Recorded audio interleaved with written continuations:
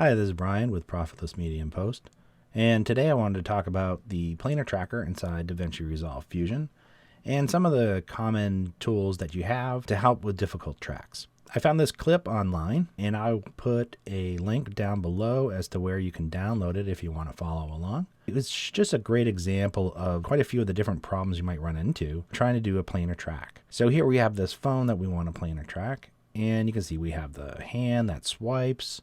Then you have the shoulder come in, and at the very beginning of this shot, it's completely occluded. So I wanted to show you a bunch of different options and ways that you might solve a track like this, and hopefully these tools will be useful in your own projects. So let's head over to Fusion, and the first thing we want to do is add a planar tracker, and bring that up in the window. As soon as we do that, you can see that the cursor turns to a plus sign, and that means we need to draw a shape for the area we want to track. So let's find a good frame, a good reference frame, and I think the end is a good spot where you can see the entire phone. And let's add our shape. Okay, so something like that. Once we get our shape lined up, we can go over to the planar tracker under reference time and hit set. And once we do that, we're ready to start tracking. But before we do that, we want to, because we know we have these objects that are going to go in front of the planar tracker, one thing we can do is occlude them from the tracking information. So what I did ahead of time is I made these roto shapes, and you can see as you go through, it just blocks the shoulder and the hand from messing up the tracking data. So we just need to add these rotos into the planar tracker. So let's grab our roto shapes. The white triangle is the occlusion mask. Let's just drop that in there. And now that area will be occluded. So let's go back to our reference time. Let's go to the planar tracker. And so we're all set here. We have our reference time. We have our tracker is going to be set to point. We have perspective because there's definitely some perspective in this shot. And everything else can stay the same. And now let's just track backwards. Okay, so our track is looking pretty good. Okay, and here we are going to hit our first issue, this jumping around. So let's stop our track. One of the ways you can help with the difficult tracking is by changing the motion type. Right now we have perspective. So most of this is good. And then somewhere around here it starts to jump off. Right there. Somewhere around 115 to 120. And at this point, you can see the camera move the way that it's moving, and we're really not getting as much perspective, and it's mostly translation and rotation.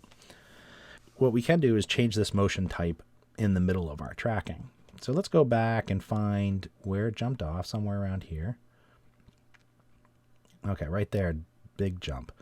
And let's go back a handful of frames. I'm going to go back to frame maybe 120 or something like that. And that looks like it's still lined up pretty good. And let's change the motion type to translation rotation. And now let's track forward and see if that helps us. Okay, so that's not jumping as much. That's gotten us someplace. Oh, and then it's going off here. Okay, so let's go back to where that's going off, and we're going to change the motion type again. At this point, we probably just need translation. So let's see if we can use that. So let's go 50 or 52, something like that. And let's change this to translation and see if we can get a few more frames. Okay, that helped. So that got us close. But we still have a handful of frames that we need to get just for the entire shot. So now let's take a look at another method, and that is actually moving our shape. So at the very beginning, let's go back to the beginning, or the end of the shot, and we made this reference frame. Now, after this reference frame, when we're tracking, we can move this object wherever we want as long as the motion's the same, and that can help us solve. So if, for example, there was another phone over here and this hand went right across this phone, if you could track this phone over here for a handful of frames, and that might help you get through when you don't have anything to track. So let me show you how that works.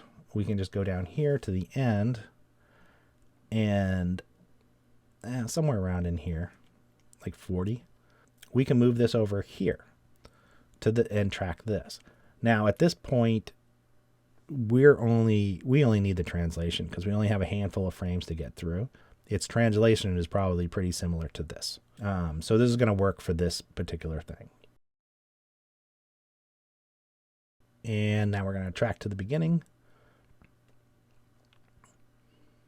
Now that we have a full track, we need to check and make sure that everything's lining up properly. And if we have to do any adjustments, I'm going to show you a few ways that you can adjust it after the track. So let's go back to our reference time, and we're going to add in a grid. Oops, not there. This grid, I don't believe is in the standalone, but it doesn't really matter. You can use whatever you want for this. There's also a grid that you can turn on inside the Planar Tracker under the drop down for the corner pin.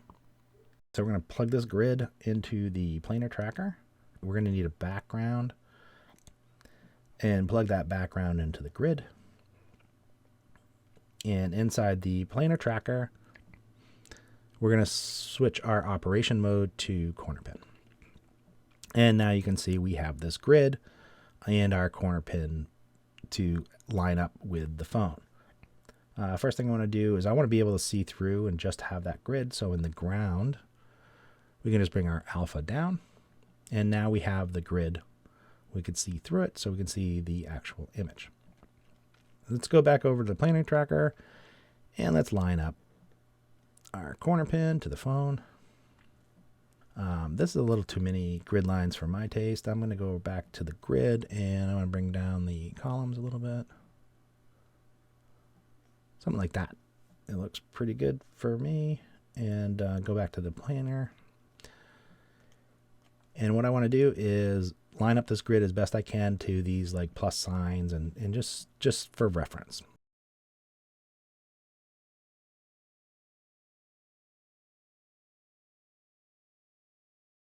And so now that we have that lined up, now let's just play through and just see how well our track did.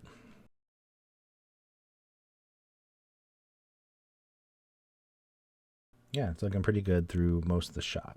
And so one area we're going to check.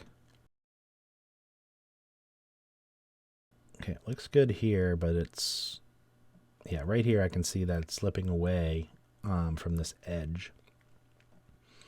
Rest of it looks pretty good. So another option we have to fixing our tracks after we're done or adjusting them is using the corner pin.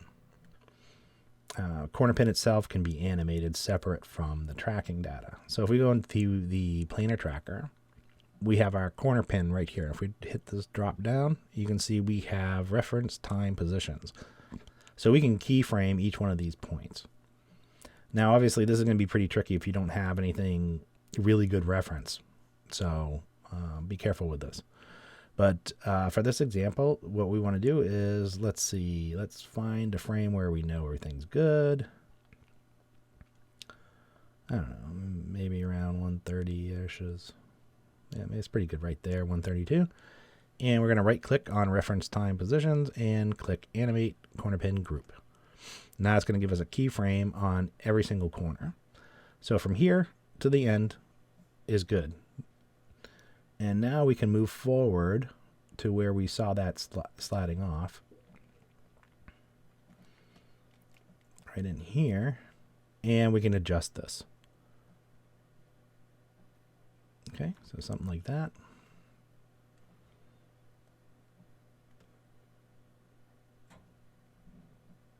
Looks like it might be. This is where it can be tricky because we have right here, you can see that it slid away a little bit.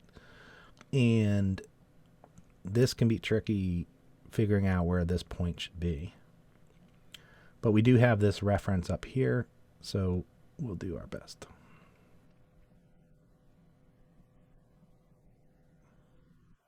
Something like that. Okay, let's just check it to see if it, make sure it doesn't have any weird wobble.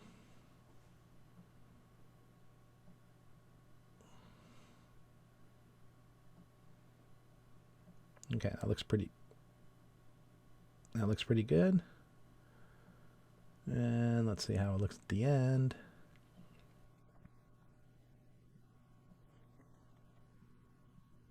So I would say that that's pretty good.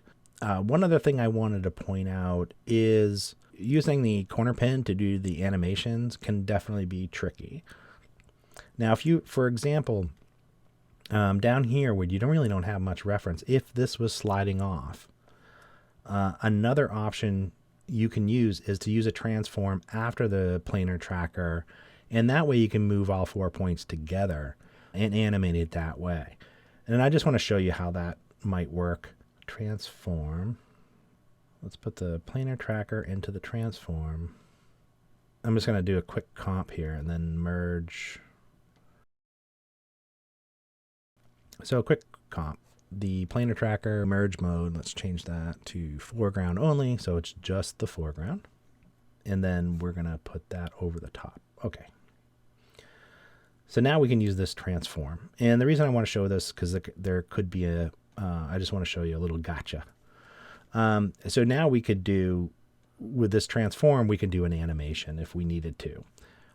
So, you could just come over to the transform, hit animate, go a few frames and say you needed to move this over a little bit. You can go like this. And this is the gotcha I wanted to show you, just in case you didn't realize. So this, you could see how it moves the whole shape. But one of the things to be aware of is the clipping mode within the planar tracker. You can see that there's no information there. And to fix that, you just go back to the planar tracker, and in the clipping mode where it says frame, you just hit domain, and that will it'll grab everything from outside.